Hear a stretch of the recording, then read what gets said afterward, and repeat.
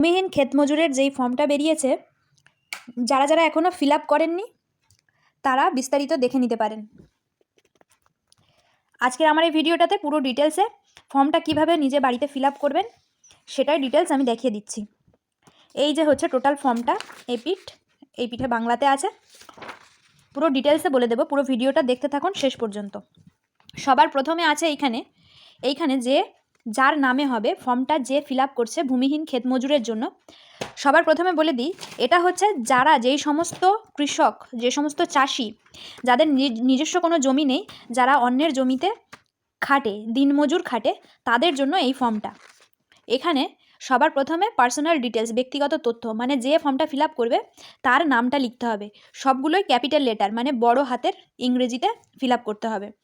তার নাম, বাসস্থানের ঠিকানা, এখানে গ্রামের নাম দিতে হবে। গ্রাম পঞ্চায়েত যদি হয়, পঞ্চায়েত থেকে যদি হয় সে এখানে পঞ্চায়েতের নাম দিতে পারে।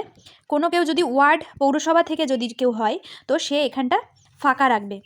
পোস্ট অফিস, যে যার পোস্ট অফিস, যে অ্যাপ্লাই করছে তার পোস্ট অফিস কোথায় সেটা দিতে হবে। এখানে ব্লক, যে যার ব্লকটা এখানে দিয়ে দেবেন। থানা, জেলা, পিনকোড, ব্যাস এইটা এখানে এতটুকু দিলেই পার্সোনাল ডিটেলস হয়ে গেল। এইবারে এখানে আসছে ছোট্ট করে, ম্যাক্সিমাম সবাই এইখানটায় গুরুত্ব দেবেন। এইখানটায় ম্যাক্সিমাম সবাই ভুল করছে। এইখানটায় কি করছে, এই রোটাই পুরো বাদ দিয়ে চলে যাচ্ছে, কারণ বুঝতেই পারছেন এইখানে ছোট, সব জায়গায় এরকম বক্স বক্স করে ডিটেলস ফিল করতে হচ্ছে, কিন্তু এইখানটায় এতটা সরু লাইনের মধ্যে লিখতে হবে, কেউ এটাকে ফলোই করছে না। এটা হচ্ছে ফাদার্স হাজব্যান্ডস নেম, ফাদার বাবা বা স্বামীর নাম। এইখানে যে অ্যাপ্লিক্যান্ট, যে ফর্মটা ফিল আপ করছে, এখানে যার নাম হবে তার বাবার নাম কিংবা স্বামীর নাম যে কোনো একটা এখানে দিতে হবে। তারপরে জন্ম তারিখ, এই যে এখানে জন্ম তারিখ, অনেকে এটাও ভুল করছে, এখানে এই ফাদার্স, বাবার নাম যদি দেয় বাবার জন্ম তারিখ দিচ্ছে, অনেকে এটা করছে কি স্বামীর নাম দিলে স্বামীর জন্ম তারিখ দিচ্ছে, এটা সবথেকে বড় ভুল হচ্ছে। কিন্তু না, এইখানে যে জন্ম তারিখটা, এইটা যে অ্যাপ্লাই করছে, যে অ্যাপ্লিক্যান্ট, তার জন্ম তারিখ দিতে হবে। এবং এই জন্ম তারিখ সাল অনুযায়ী 2026, 1/4/2026 অনুযায়ী তার বয়স কত হচ্ছে, এখানে টোটাল বয়সটা দিতে হবে। এখানে মেল হলে মেলে টিক চিহ্ন দিতে হবে, ফিমেল হলে ফিমেলে, মহিলা হলে মহিলাতে, পুরুষ হলে পুরুষ। এখানে কাস্টের জায়গায় কেউ জেনারেল, এসসি, এসটি, ওবিসি, যে যেটা, এখানে যে যদি কেউ ওবিসি হয় সেখানে টিক চিহ্ন মারতে হবে, এসসি হলে টিক চিহ্ন মারতে হবে।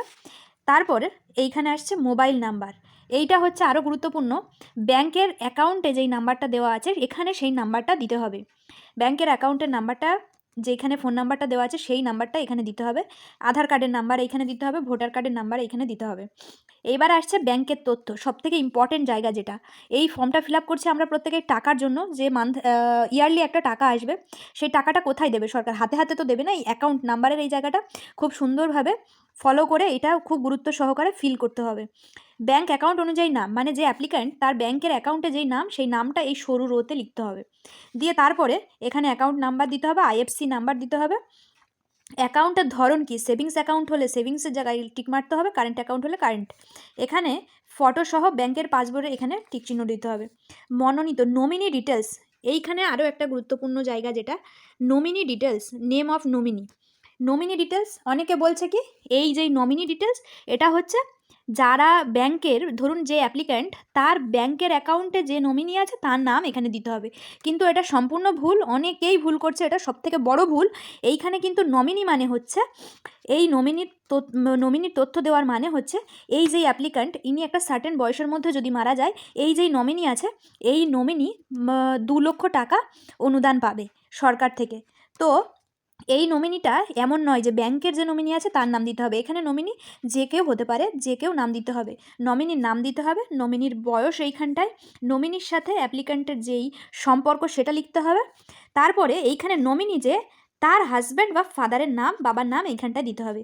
দিয়ে এইখানে নমিনির বয়স দিলাম, দিয়ে বয়স 2026 1/4 অনুযায়ী যেই বয়সটা সেখানে এখানে দিতে হবে। দেওয়ার পরে পুরোটা ফিল করা হয়ে গেলে, যদি নমিনি 18 বছরের নিচে হয় সেক্ষেত্রে এখানে অভিভাবকের নাম দিতে হবে, নমিনির অভিভাবকের নাম দিয়ে এখানে একটা সিগনেচার করতে হবে। অ্যাপ্লিক্যান্ট যে অ্যাপ্লাই করছে তার একটা সিগনেচার, যদি সিগনেচার না করতে পারে সে, আবেদনকারীর স্বাক্ষর যদি না করতে পারে সে টিপসই দিতে পারে। তারিখ দিয়ে দিতে হবে, যেই তারিখে এটা ফর্মটা জমা দিচ্ছেন সেই তারিখ। এই স্লিপ যেটা দেখছেন এইটা ওরা ফিল আপ করবে, যেখানে জমা নেবে ওইখান থেকে ফিল আপ করবে, এটাতে টোটালি হাত দেবেন না, এটা ছিঁড়ে আপনার কাছে দিয়ে দেবে। তারপর আসছে পরের পেজে, এইখানে পুরোটাই বাংলাতে ফিল আপ করতে হবে, পুরো অংশটাই বাংলাতে। এইখানে আমি অমুক মানে এইখানে যে অ্যাপ্লিক্যান্ট তার নাম লিখতে হবে, এখানে পিতার নাম বা স্বামীর নাম লিখতে হবে, গ্রাম, পঞ্চায়েত না মিউনিসিপ্যালিটি সেটা লিখতে হবে, থানা আর জেলা লিখে এবার অনেকে কৃষক বন্ধু পাচ্ছে, মানে যারা নিজস্ব জমিতে চাষ করে তারা মান্থলি একটা টাকা পায়, ইয়ারলি একটা টাকা পায়। তো সেখানে ওই কৃষক বন্ধু যারা পায় তারা যদি সেই উপভোক্তা হয় সেইখানে টিক মারতে হবে। লক্ষ্মী ভাণ্ডার যদি পায় লক্ষ্মী ভাণ্ডার এখানে টিক দিতে হবে। অন্যান্য কোনো সুবিধা পেলে সরকার থেকে, রাজ্য সরকার থেকে, তো সেইটা এখানে টিক মারতে হবে। মেরে এখানে স্থান, সই করতে হবে, নিজের তারিখ দিতে হবে, আবেদনকারীর মোবাইল নাম্বার, যে অ্যাপ্লিক্যান্ট তার নিজের মোবাইল নাম্বার, এখানে একটা সিগনেচার দিয়ে সেম অ্যাজ উপরে যেই ফিল আপ করলাম সেম অ্যাজ এইখানেও এটা করতে হবে, সেম উপরেরটার মতোই এইখানে পুরোটা ফিল আপ করতে হবে। করার পরে শেষের অংশে এইটা হচ্ছে আরও গুরুত্বপূর্ণ, যেটা এই আধার নাম্বার দিতে হবে এখানে। আধার নাম্বারের পরে আধার কার্ডের সঙ্গে যুক্ত যেই মোবাইল নাম্বারটা সেটা দিতে হবে, আধার কার্ডের সঙ্গে যুক্ত যেই মোবাইল নাম্বারটা অবশ্যই করে, এবং সঙ্গে ভোটার কার্ডের নাম্বারটা এখানে দিয়ে দিতে হবে।